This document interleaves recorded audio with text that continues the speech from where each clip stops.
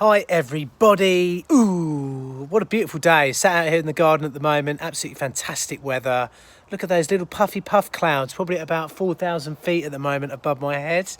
You know what? I was thinking about maybe doing a live stream on how to live stream.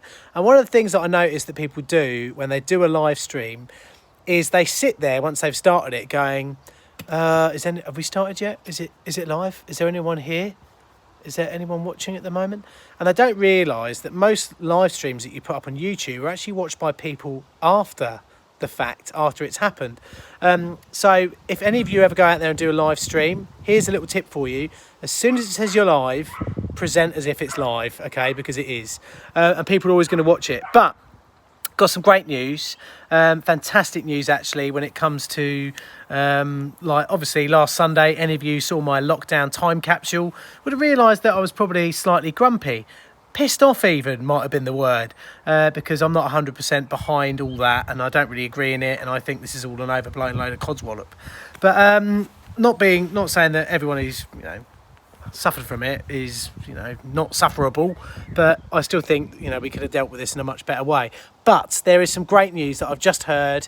As of 12:30 today, the Civil Aviation Authority in the United Kingdom has just said that general aviation recreational flying can commence yet again in the United Kingdom. So I was like, wow, finally I can go up flying in the plane that I've bought a share in. This is where there's a little bit of a twist in the tail because I currently am not allowed.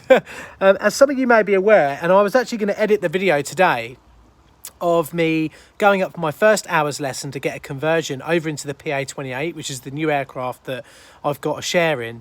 In that first hour, I went up with Tom, the instructor at Duxford, and we had to actually clean the cockpit and everything because this was about 7 weeks ago. COVID was starting to come around and everyone was getting a bit worried about it. So I had to clean the cockpit down before we got in there, before I did my pre-flight. We went up, we did high-level aerial work, so stalls, basically just loads of stalls, engine failures, things like that, all the things you have to practice for. It got a little bit dark, and Tom said, look, let's go out to Duxford, we'll have another lesson in a couple of days' time, and get your final hour done. So I said, brilliant, that's great. So he said, do you want to come in and do the landing? I was like, mate, I've got to land it sometime. So we went in, got a lovely landing in, and he said, basically, fine, I'm happy to sort of come up with you in 2 or 3 days' time. We'll do 6 circuits at Duxford, and then you're ready to go, off on your own. So I said to Tom, brilliant, booked him in, booked the plane, and then lockdown went boof and just smashed its massive, meaty hammer, like the hammer that's cracking an acorn, which is basically what lockdown is, to stop me from being able to do that. And actually, it kind of made me think, God, imagine you're 17, 18 years old, you're about to have your driving test and lockdown came in. Oh, mate, you must be absolutely gutted. Because obviously social distancing rules mean that you cannot sit in a car with someone who's not in your family. And obviously you can't sit in a cockpit. So that is where there's a little twist in the tail. Everyone is allowed to go flying now, if you're current. And I did fly, obviously, 7 weeks ago, so I would be seen as partially current. But I've got to go and do 1 more hour of circuits with Tom at Duxford to get my rating, and then I can fly with my wife. I'm going to take my dad flying, my mum flying, separately, obviously. God, I don't want to kill everyone. And then, but obviously I can't do that. It's not allowed, so I'm not allowed to go and do it yet. But it's still green shoots, isn't it? Going back to some sort of semblance of normality. Tomorrow, when I sit at my house, I'm going to be able to watch people come over flying, hopefully.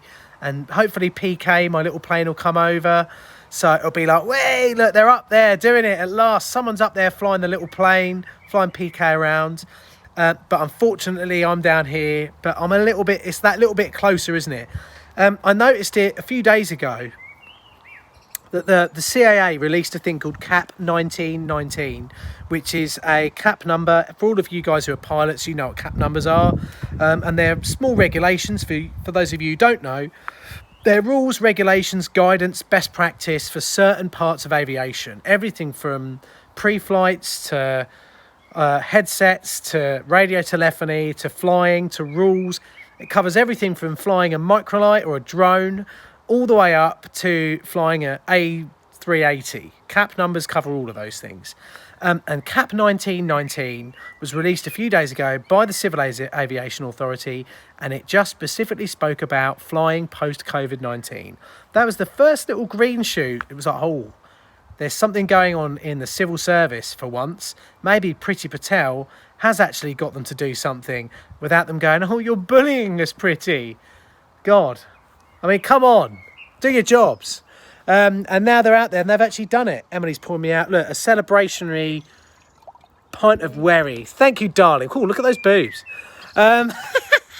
But cheers, babe. She's not very happy with that. She's a bit grumpy.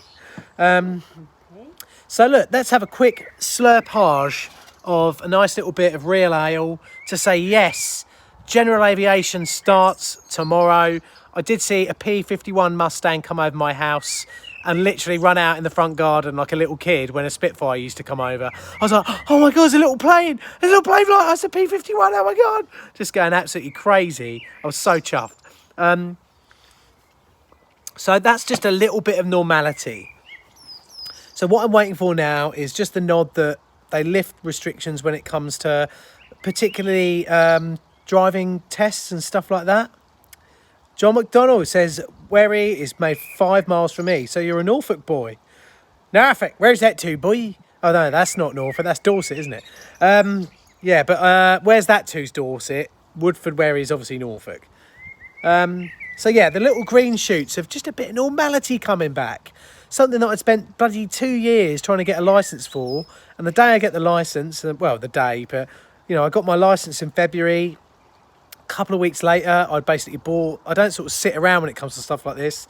That share came up in that plane. I bought the share, had 1 hour lesson. All I needed was another one. And then it just sort of stopped me. And that was the end of that.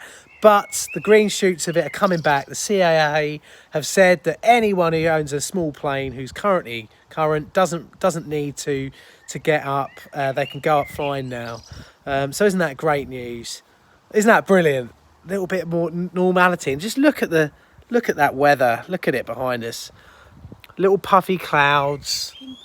Oh, big G's. Oh, that's what you can see up there. That is coming up in a video.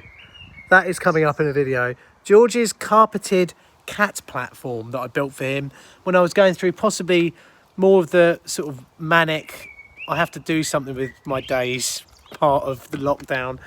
And George goes up that tree quite a lot. In fact, the stump just there, that big stump, George sits on all the time. Since I've put that platform up there, he just won't sit on the fucking platform. I don't know what he's doing, why he won't sit on the bloody thing. He sits next to it. Hey, Josh. Hey, Gixer. Mate, I can't fly to Swindon yet, Gixer, because I need to get current in a PA28, which is, I mean, I've flown it, I've stalled it, I've done all the things I have to do. All I've got to do is 6 circuits, which will be standard landing, an EFARTO, so that's engine failure after takeoff. So EFARTO, it's called an EFARTO. Emily straight away, she's like, Farto, all funny. Yeah, so engine failure after takeoff. Josh, Shoreham would be my next destination, were it not the fact they charge 50 quid for a landing fee. Ridiculous. But no, don't worry, man. I will come down and see you. It's just good news, isn't it? Finding out you can fly again. But not you. But not me. Everyone else can, but I can't. Yeah, a little bit more normal, Dan. That's exactly it, mate. A little bit more normal. Yeah, so I can hopefully get up in that plane. I can't wait. So, just land in a field. Mate, if you know anyone who's got a field that's 550 metres, I'd probably be happy with. Reasonably flat, grass, I'd come and land on it, especially if it was like orientated 240 degrees or 160, anywhere roughly that sort of direction. Even though Shoreham will just have an onshore onshore. No, it'll probably just point out to sea because you get a thing called advection wind when you're towards the coast in the daytime. So obviously you get hot land. The land sucks air in from the sea, which is why you get an onshore wind during the day. And that'll be why you have aerodromes point out to sea or into sea. There you go. You learn something every day. So, but I suppose for every cloud, there is obviously, well, for every silver lining, there is a cloud. And that obviously, yeah, dual carriageway, Josh, I'll try that. Yeah, but every cloud for every silver lining, there's a cloud. And for me at the moment is obviously I can't get up there because I can't get that last hour without socially distancing. I did say to the instructor, I said, look, I don't care if we're both like got up like Teletubbies and we're stuffed in the cockpit together, just so long as I can get that last hour in. And like I said, that hour would be standard takeoff, standard landing, an engine failure after takeoff, which is where they just cut the power when you're about 200 feet up, and then you have to pick a field in front of you and then make it so you're sort of 50 foot off the ground. They know you're going to land, and then you recover. So not even 50 foot sometimes, they just know. Then it will be a flapless landing, so your flaps don't work, so you have to trim the aircraft. You use trim and engine power to get you in. Then you'll have probably the most difficult landing is an engine failure on the downwind leg. So that is basically turn to the aerodrome fairly quickly, call mayday. You sort of practice call mayday. And if you're really good, you'll tell your instructor to brace and what they have to do in the event, and then you get down. I actually really like doing glide approaches. That's what they're called, because it is like being on a roller coaster, because you turn really late and the runway is right in front of you. The big fat numbers are just right in front under your nose as you come down and level out and level off and land. All those things I'll have to do, and I can't wait to bloody be in there doing it. Can't wait to be doing my pre-flight, going around the little plane that I've got a share in, PK, Papa Kilo. And if any of you guys are on Flight Radar, you should put Papa Kilo's G registration in there. I think it's Golf Bravo Romeo Papa Kilo. So pop that into Flight Radar and have it up so you get a notification every time it goes up. You never know, you might get a notification up when I'm actually in it. Even though it doesn't tend to show up on Flight Radar until you're sort of 2,500 feet up in the air. So there you go. That's the good news. A little bit more normality. A little bit more. Hopefully they'll open it up so I can go up there pretty soon. In other news, I suppose in slightly sort of down news, I guess. It's not scary at all, Dan. It's brilliant fun. It's great fun. In slightly down news is I would have been in Vilnius next week making 3 films for you guys on this channel.